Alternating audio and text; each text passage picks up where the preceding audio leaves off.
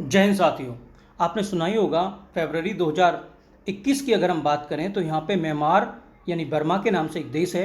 इसमें विरोध प्रदर्शन हुआ वहाँ के लोगों के द्वारा और वहाँ की आर्मी के विरोध में। अब ये आर्मी के विरोध में इसलिए प्रदर्शन किया गया क्योंकि वहाँ के आर्मी प्रमुख ने वहाँ की लोकतांत्रिक सरकार को खत्म करके पूरे देश की कमान अपने हाथों में ले ली और इसके विरोध में लोग सड़कों पर उतर आए। और जब ये लोग सड़कों पर उतर आए तो इन्हें पीछे हटाने के लिए वहाँ के आर्मी प्रमुख ने हेलीकॉप्टर, टैंक, वाटर कैनल, जितने भी वो तरीके अपना सकते हैं उन्होंने अपनाए और इन तरीकों को अपनाते हुए प्रदर्शनकारियों का दमन करते हुए 1000 लोगों की मौत हो गई।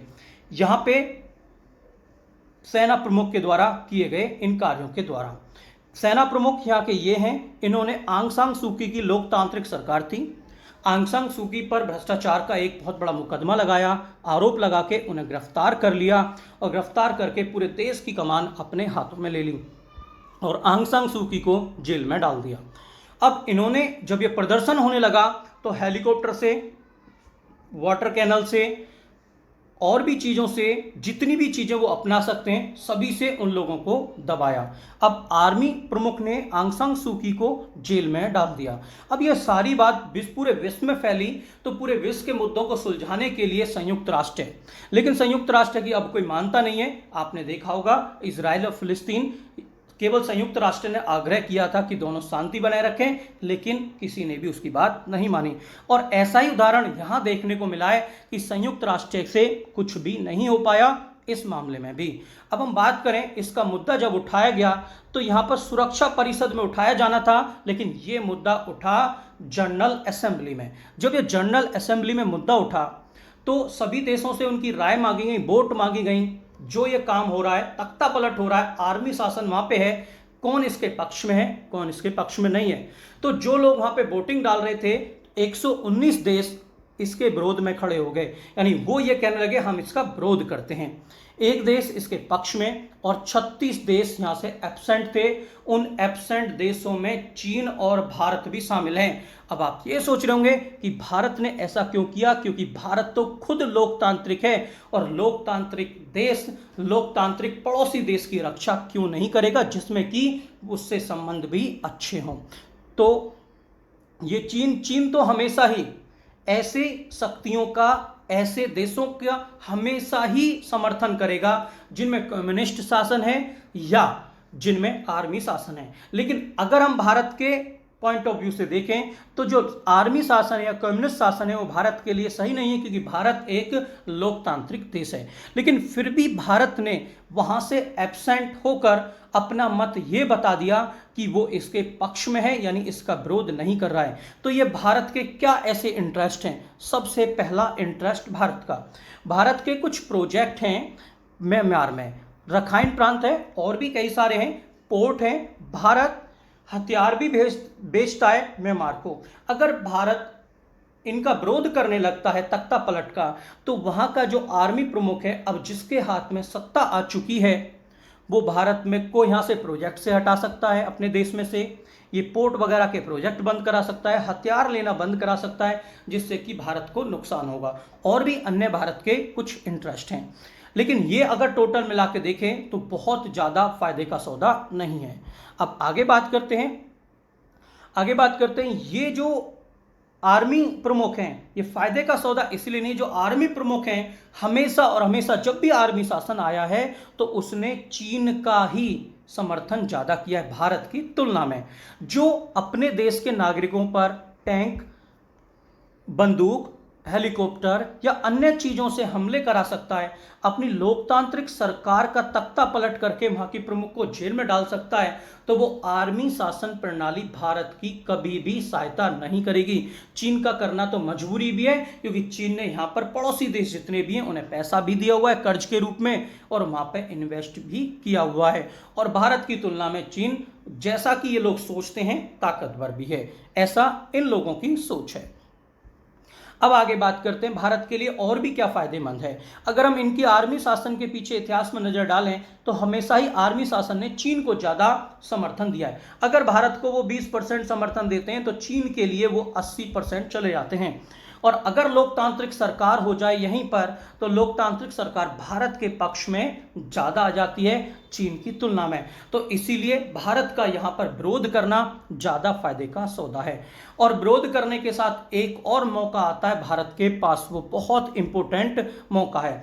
वो मौका है भारत का एक द्वीप जिसका नाम है कोको आइलैंड। कोकस नहीं, Coco Island. Coco Island Myanmar के नीचे या कह सकते हैं अंडमान निकोबार के साथ ही एक द्वीप समूह है, 5 द्वीपों का एक समूह है जो कोको आइलैंड के नाम से जाना जाता है। यह भारत का ही है, ये भारत का ही है कोको आइलैंड, लेकिन हमारे भारत के पहले प्रधानमंत्री चाचा नेहरू ने इसे गिफ्ट में दे दिया म्यांमार को। अब देखिए, अपना आइलैंड जो कि टूरिज्म के रूप में डेवलप किया जा सकता है और जिससे बहुत हद तक अच्छा कमाया जा सकता है, टूरिज्म के उससे भी और भी कई सारी गतिविधियों से यहाँ से कमाया जा सकता है, हमारे चाचा नेहरू ने वो गिफ्ट में दे दिया भारत के प्रधानमंत्री ने। अब ऐसा किया जिसकी गलती की सजा आज तक भारत भुगत रहा है, क्योंकि यहां पर अब चीन की नजर आ चुकी है और चीन की नजर से देखा जाए तो अब भारत चीन के हिसाब से घिरता जा रहा है। अब वो कैसे घिरता जा रहा है ये भी मैं आपको समझाऊंगा। ये कोको आइलैंड है, ये भारत का था, भारत के बाद किस पर चला गया, म्यांमार पर चला गया।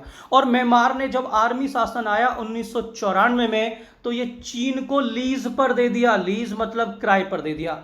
और आप जानते हैं अगर चाइना के पास कोई चीज लीज पे आ जाए तो वो खाली नहीं करता है, यानी अभी तक का रिकॉर्ड है वो उसे छोड़ने वाला नहीं है। यानी जैसे पाकिस्तान में भी उसने 100 साल के लिए लीज पर लिया है, तो पाकिस्तान और म्यांमार और ये जितने भी पड़ोसी देश हैं चीन से बहुत कमजोर हैं, वो उसे हटाने की बिल्कुल भी जुर्रत नहीं कर सकते हैं।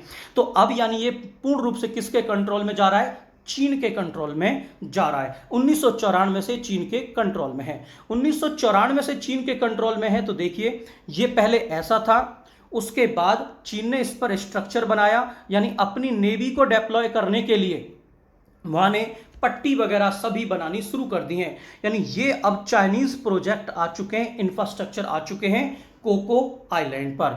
अब ये कोको आइलैंड पर चाइनीज आ चुके हैं, तो ये किस तरह से भारत के लिए एक खतरा हो सकता है या भारत के लिए एक नुकसान वाली कंडीशन हो सकती है। अब ये आर्मी शासन आ चुका है तो ये कभी मना नहीं करेगा चीन के लिए। अब कोको आइलैंड पर किसका कब्जा है, चीन का कब्जा है। कोको आइलैंड यहां पर है, अब कोको आइलैंड यहां पर है तो चीन यहां पर बैठ गया, ये बात आप मानिए। अब चीन यहां पर बैठ गया तो चीन यहां पर अपनी नेवी भी लगाएगा, और नेवी भी लगाएगा तो साथ में रडार सिस्टम भी लगाएगा। अब यहां पे भारत की बहुत ही इंपॉर्टेंट चीज है, आपने हाल ही में सुना होगा अग्नि प्राइम का सफल परीक्षण, खूब सुना होगा। आपने सुना होगा निर्भय मिसाइल का सफल परीक्षण कहां पे किया गया, उड़ीसा में किया गया।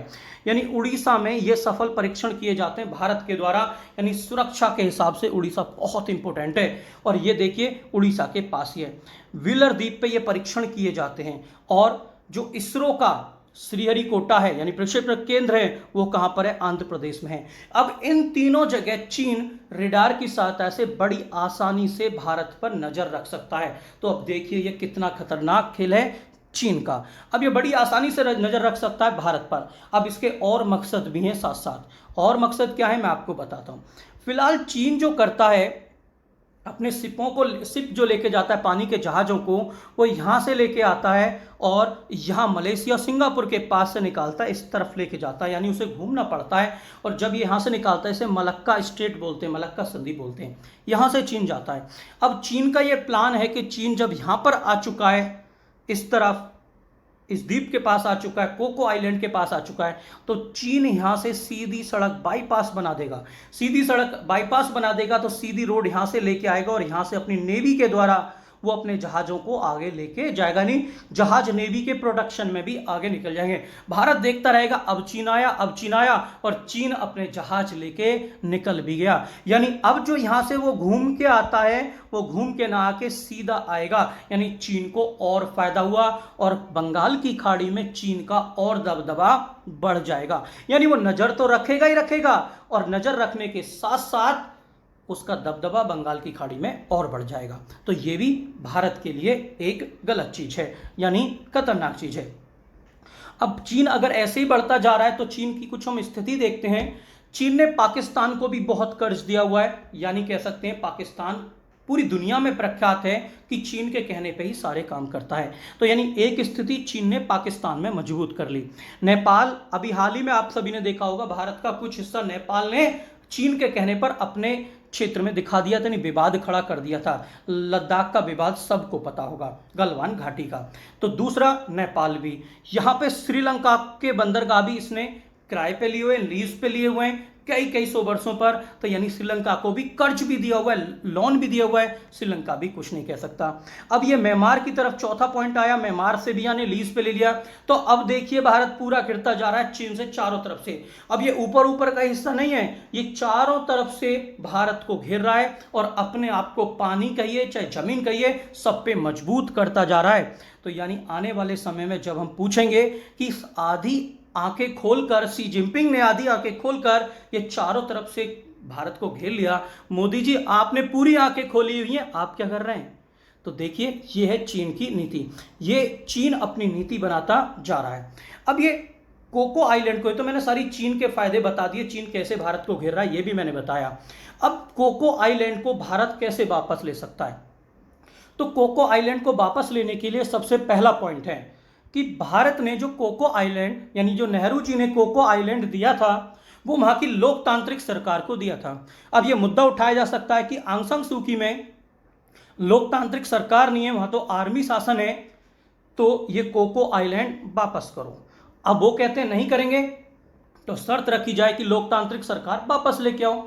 लोकतांत्रिक सरकार ये वापस नहीं लाएंगे तो ये कोको आइलैंड देना पड़ेगा। अगर फिर भी कोको आइलैंड नहीं देते हैं तो भाई मिसाइल हुई, अग्नि प्राइम हुई, और भी रॉकेट हुए, ये सब किस लिए रख रखे? मारो एक मिसाइल और इसे ठंडे बस्ते में डाल दो। जब ये ठंडे बस्ते में डल जाएगा तो कोको आइलैंड अपने आप ही हमारे पास आ जाएगा और आंग सान सू की भी जेल से छूट जाएंगी जब आर्मी प्रमुख ही मारा गया। और आंग सान सू की ये भी प्रचार कर देंगे अपने देश में कि देखो हमारे देश में जब आर्मी प्रशासन आया तो 2 महीने, 3 महीने, 4 महीने, 6 महीने में ही कोको आइलैंड भारत ने ले लिया, और आर्मी शासन और रखोगे तो और भी चीजें छिन जाएंगी, इसलिए मुझे ही ज्यादा से ज्यादा समर्थन करो।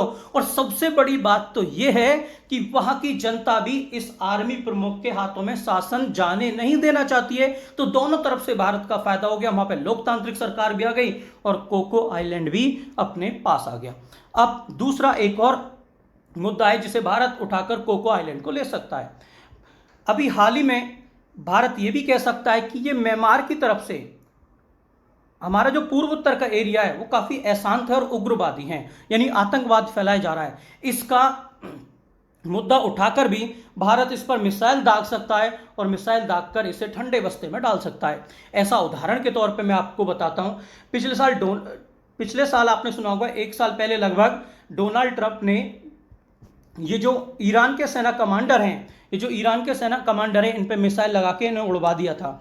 अब ये ईरान तो बहुत शक्तिशाली देश है, यानी कह सकते हैं अगर हम म्यांमार के तुलना में करें तो ये कम से कम 8 गुना, 10 गुना, 12 गुना शक्तिशाली देश है, परमाणु संपन्न भी है। लेकिन म्यांमार तो बहुत छोटा सा है, यहाँ की जीडीपी भी ईरान से बहुत कम है, तो भारत इसे क्यों नहीं उड़ा सकता है, इसका उदाहरण भी है। और आज ईरान अमेरिका के पीछे ही लगा हुआ है, कोई कुछ भी नहीं बिगाड़ पाया। ऐसा करने पर अगर चीन आता है तो चीन को भी हटाया जा सकता है, क्योंकि भारत के साथ अगर आप इस काम को करें तो 119 देशों का समर्थन है। 119 देशों का समर्थन है। अभी मैंने बताया जनरल असेंबली में 119 देशों ने इसके विरोध में आवाज उठाई है और भारत को यह कदम उठा देना चाहिए। अपना कोको आइलैंड है वो भी भारत के पास आ जाएगा। अब आगे बात करें, यानी 119 देशों के बाद अगर बात करें तो ये जो इस्लामिक ऑर्गेनाइजेशन है ये 57 देश हैं इसमें, और 57 देशों का मतलब मान लीजिए 1/3 दुनिया।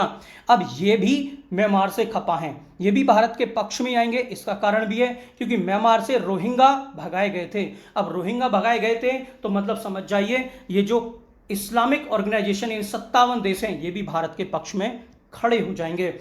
और जब ये भारत के पक्ष में खड़े हो जाएंगे, 119 देशों का समर्थन भी है, तो ये मानिए भारत को कोई बोलने वाला नहीं है। अगर चीन भारत का विरोध करता है, पहले तो विरोध ही नहीं करेगा क्योंकि दूसरे देश का मुद्दा है, फिर भी अगर विरोध करता है तो चीन की स्थिति पूरे विश्व में बहुत ज्यादा खराब है, क्योंकि कोरोना की वजह से सब उसके पीछे पड़े हुए हैं। तो भारत अगर कोरोना पे दबदबे के साथ यानी पूरे विश्व में जोर शोर से इंक्वायरी की आवाज उठा देगा कि कोरोना फैला ही चीन से है, तो वो अपने आप दब जाएगा कोरोना के मुद्दे पे।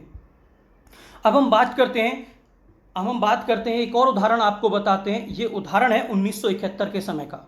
1971 में आप सभी को पता होगा, सुना होगा आपने कि पाकिस्तान दोनों तरफ था भारत के, यानी इस तरफ भी पाकिस्तान था और इस तरफ जो बांग्लादेश बन चुका है ये भी पाकिस्तान था, यानी ये इस तरफ पाकिस्तान और ये पूर्वी पाकिस्तान, दोनों तरफ से पाकिस्तान भारत को परेशान करता था। उस समय की प्रधानमंत्री रही इंदिरा गांधी ने पाकिस्तान को इतना धोया कि इस देश को भी अलग करा दिया, और आज तक पाकिस्तान कभी भी नजर उठा के नहीं देखता। यह हमेशा भूल चुका है कि बांग्लादेश भी कोई मेरा हिस्सा था, केवल कश्मीर और पीओके का राग अलापता रहता है। तो यानी इस तरह से धो कि म्यांमार भी भूल जाए कोको आइलैंड पे कभी हमारा अधिकार था। और अब हम बात करें बांग्लादेश की, तो बांग्लादेश की जो प्रधानमंत्री हैं शेख हसीना, यहाँ की जीडीपी को बहुत आगे लेके बढ़ा चुकी हैं। ये देख रहा है, देखो इमरान खान, अरे देख क्या रहे हो, जीडीपी तुमसे बहुत आगे पहुंच गई है बांग्लादेश की।